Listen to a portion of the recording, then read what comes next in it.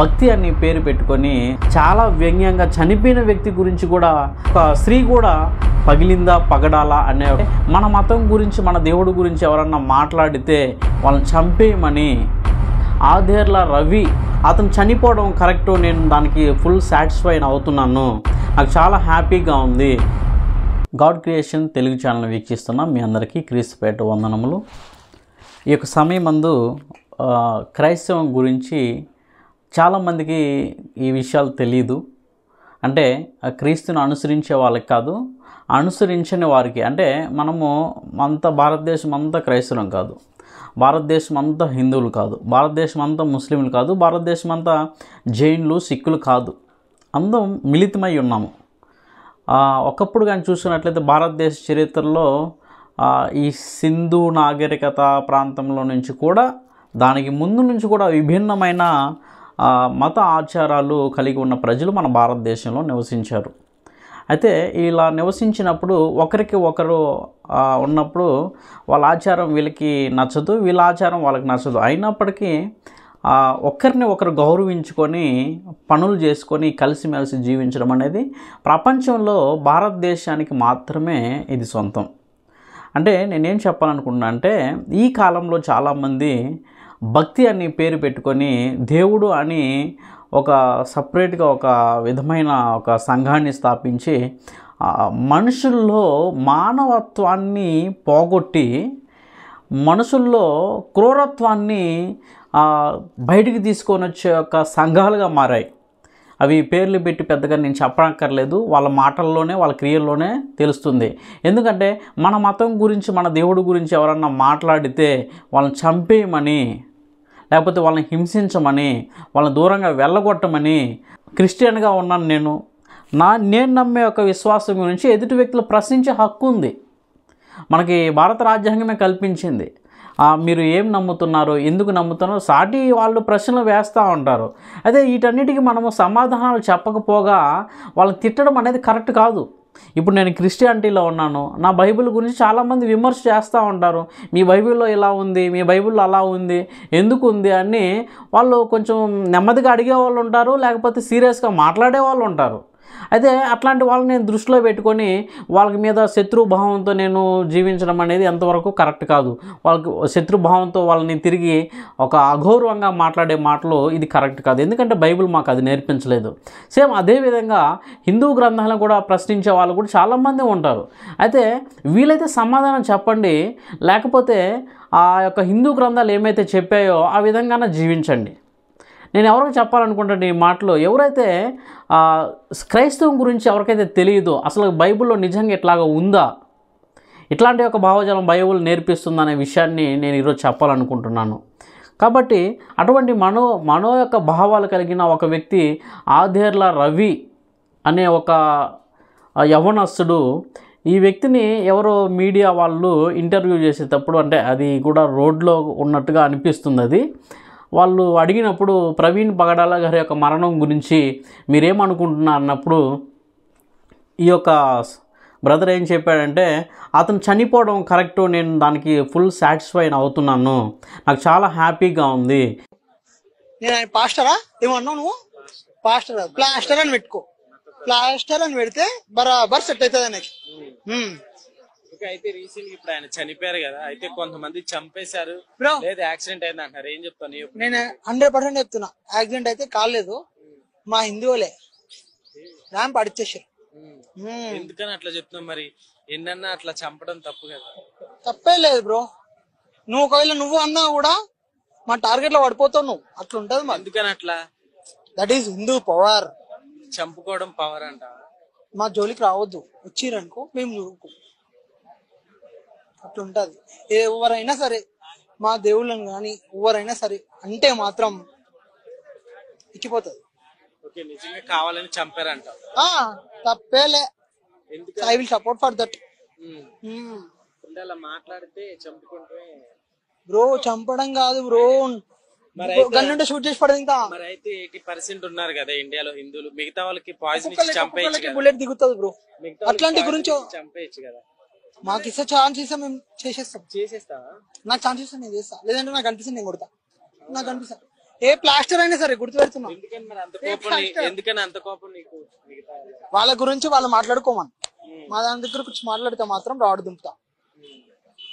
ఆయన అయితే మామూలుగా చంపేశారని అంటారు. I'm satisfied, happy. ఆయన మతాన్ని కూడా తీసుకురావడం జరుగుతుంది. ఆయన ఏమైతే మతం అవలంబిస్తున్నాడో, మా హైందవ మేము హిందువులం కాబట్టి మేము ఇట్లాగే చేస్తాం, వాస్తవానికి మా దేవుళ్ళ జోలికి వస్తే మేము ఇట్లాగే చంపేస్తాము అనేసి ఒక బహిర్గతంగా తను చెప్పడం అనేది, అది అతను యొక్క మనోభావాల్ని మనం గమనించినట్లయితే ఇటువంటి క్రూరమైన ఆలోచనలతో ఉన్నాడు. చూడండి, వాస్తవానికి అతను హిందూ అయినప్పటికీ అతని గ్రంథాల గురించి ఆయనకి తెలుసా?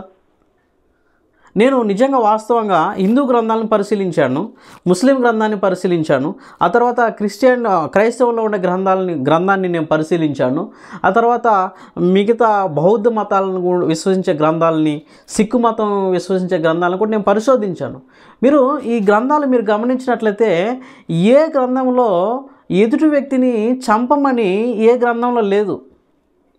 అయితే ఈయన హిందూ అని చెప్పుకొని పాపము ఆ వ్యక్తి ఎందుకు తను మోసం చేసుకుంటున్నాడో తెలియదు. కానీ మాకు చుట్టుపక్కల ఉండే వాళ్ళు కూడా హిందూ సహోదరులు ఉన్నారు, వాళ్ళలో ఎటువంటి మనోభావజాలమో లేదు. ఎందుకంటే మేము క్రిస్టియానిటీ అవలంబిస్తున్నాం, వాళ్ళు హిందూని అవలంబిస్తున్నాం, హిందూ మతాన్ని.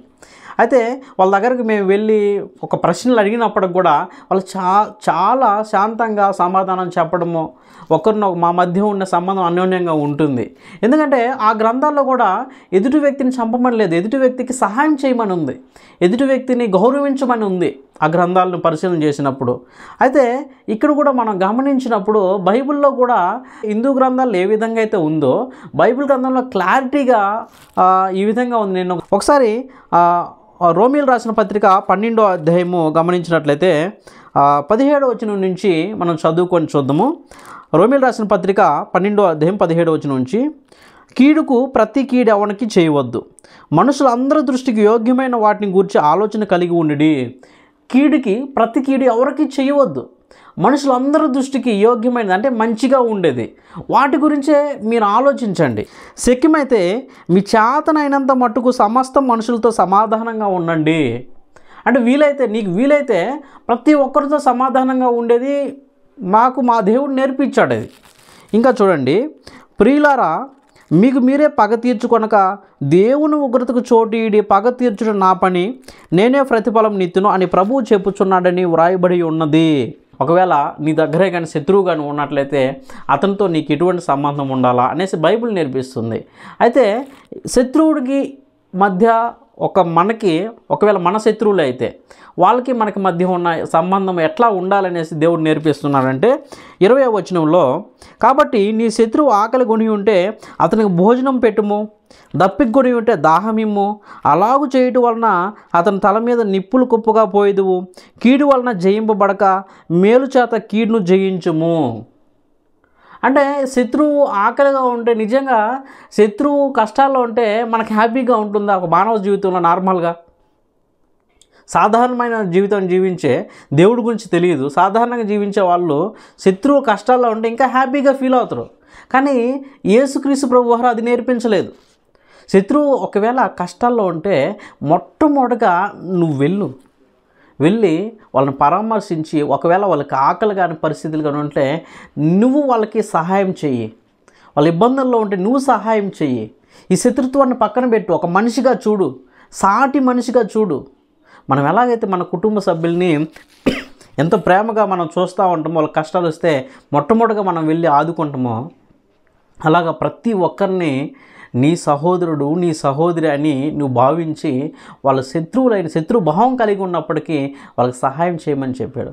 కానీ ఈ ఆధ్యార్ల రవి అనే ఒక వ్యక్తి ఆ వీడియో చూసినప్పుడు నాకు కూడా చాలా బాధేసింది. ఎందుకంటే ఒక సాధారణమైన వాక్యం తెలియని క్రిస్టియానిటీలో ఉంటారు చాలామంది, వాక్యం తెలియదు, పేరు క్రిస్టియన్గా ఉంటారు. ఒకవేళ వాళ్ళే ఈ వీడియో చూస్తే ఏమనుకుంటారు, ఈ అబ్బాయి మా మతం గురించి క్రైస్తవాన్ని గురించి ఇలాగా చెడుగా మాట్లాడుతున్నారు, ఈ అబ్బాయిని ఖచ్చితంగా మేము దగ్గరికి వెళ్ళి ఆయనకి సరిగ్గా బుద్ధి చెప్పాలా అని బైబిల్లో ఉన్న విషయాలు వాళ్ళకి తెలియదు. కాబట్టి వాళ్ళు ఏం చేస్తారంటే సాధారణంగా వ్యక్తిగతంగా ఎలాగైతే ఆపోజిట్గా ఉంటారో అలాగా విమర్శ చేయడం జరుగుతుంది.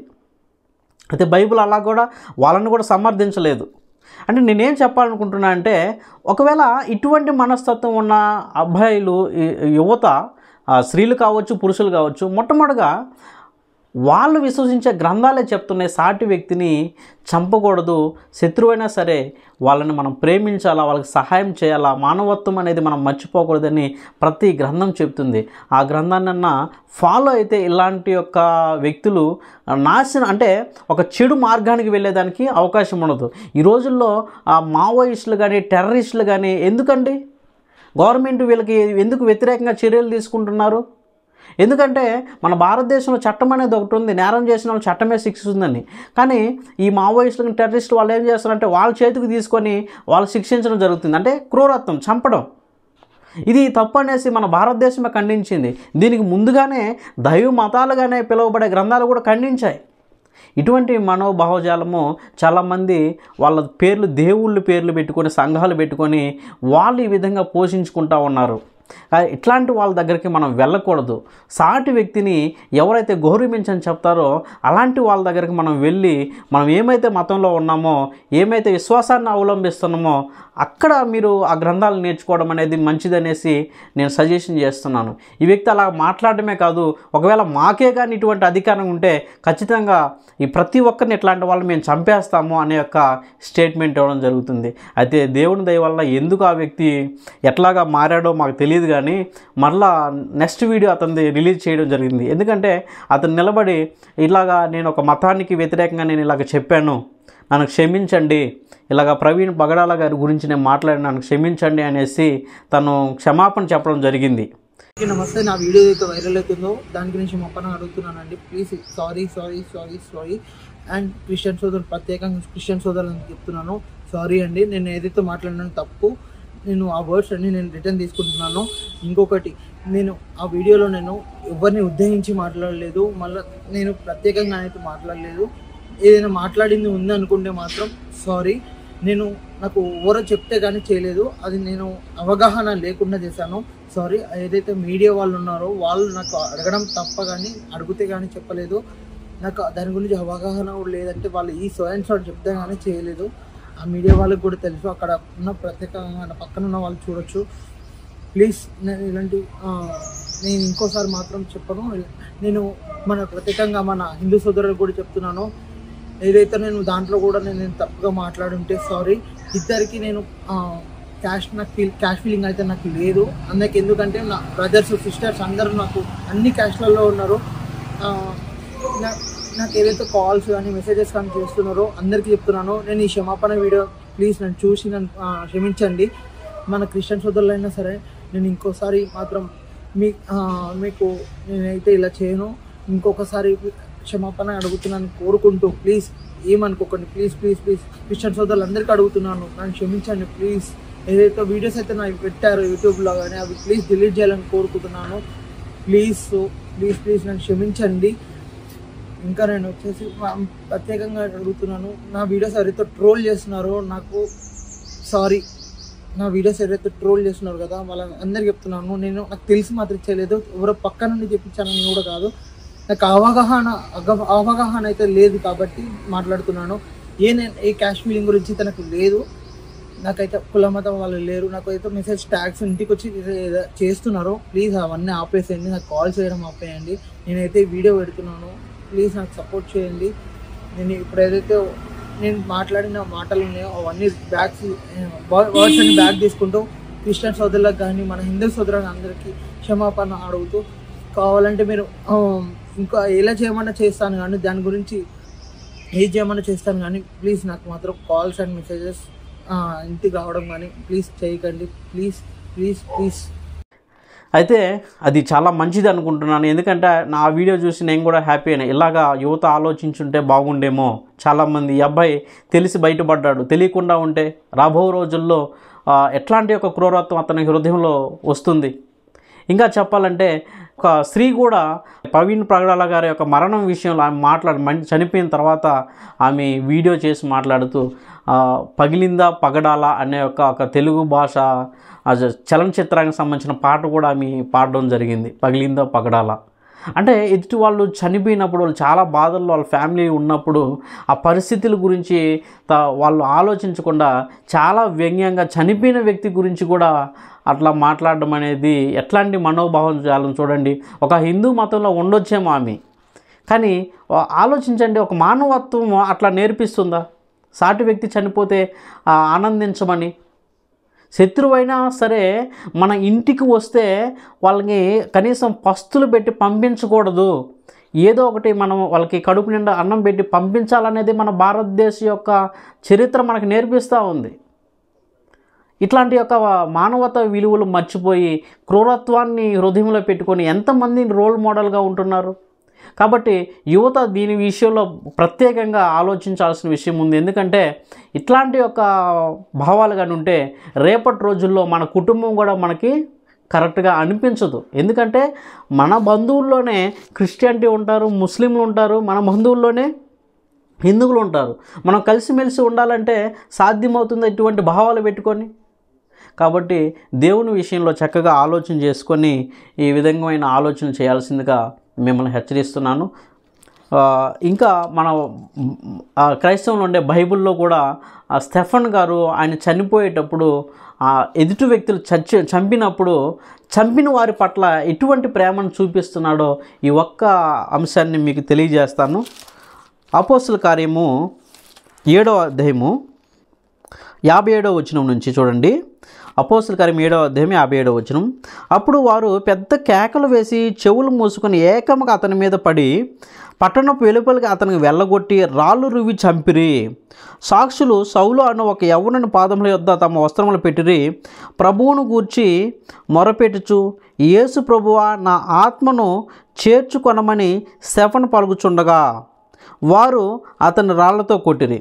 అతడు మోకాల్లోని, ప్రభువా, వారి మీద ఈ పాపం మోపకమని గొప్ప శబ్దంతో పలికిను. ఈ మాట పలికి నిద్రించును.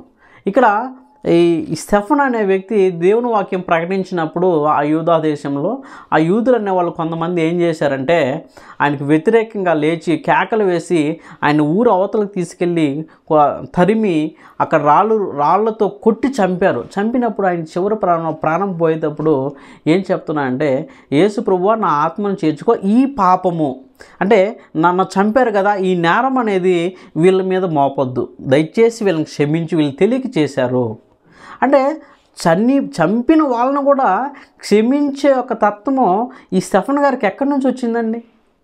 యేసుక్రీస్తు వారు ఇది నేర్పించారు. ఆయన్ని పొడిచిన వాళ్ళని, ఆయన కొట్టిన వాళ్ళని ఆయన క్షమించాడు. కాబట్టి స్టెఫన్ గారు కూడా అదే ఆయన యొక్క జీవితంలో చంపే వాళ్ళ పట్ల ఆయన చూపించాడు. ఈరోజు మీరు నేను ఒకసారి ఆలోచించి ఈ పరిస్థితుల్లో ఉన్నప్పుడు మనం ఇట్లా చేయగలమా? యేసుక్రీస్తు వారి గురించి తెలియకపోతే ఇట్లా చేయగలమా? ఖచ్చితంగా యేసుక్రీస్తు వారి గురించి తెలిస్తేనే ఈ విధమైన శాంతి, నెమ్మద, అందరి మీద ప్రేమ చూపించాలి ఒక ఆలోచన వస్తుంది. కాబట్టి ఈ 2 వీడియోలు నా ఈ యొక్క యూట్యూబ్ ఛానల్లో నేను పెడతాను. ఆదేర్ల రవి అనే ఒక వ్యక్తి మొట్టమొదటిగా ఎంత అహంకారంతో, గర్వంతో మాట్లాడాడో, అలాగే తను తగ్గించుకొని ఎలాగా తను మారు మనసు పొంది మరలా క్షమాపణ చెప్పాడు. ఈ యొక్క 2 వీడియోలు నేను పెడతాను. ఈ విషయం చూడండి. మీరు మీ దగ్గరలో ఇటువంటి యొక్క యువత ఉంటే దయచేసి చెప్పండి. ఇటువంటి మనోభావం మనకు వద్దు. ఇంకా వీలుంటే వారి గ్రంథాలు చదువుకొని దాంట్లో ఉన్న పాండిత్యాన్ని, దాంట్లో ఉన్న జ్ఞానాన్ని ఇతరులకు చెప్తే నలుగురు ఆ విషయాలు నేర్చుకొని బాగుపడతారు. కాబట్టి ప్రతి ఒక్కరూ గ్రంథాలు విశ్లేషణ చేయమని మిమ్మల్ని హెచ్చరిస్తూ నన్ను హెచ్చరించుకుంటూ ముగిస్తున్నాను. మీ అందరికీ వందనములు.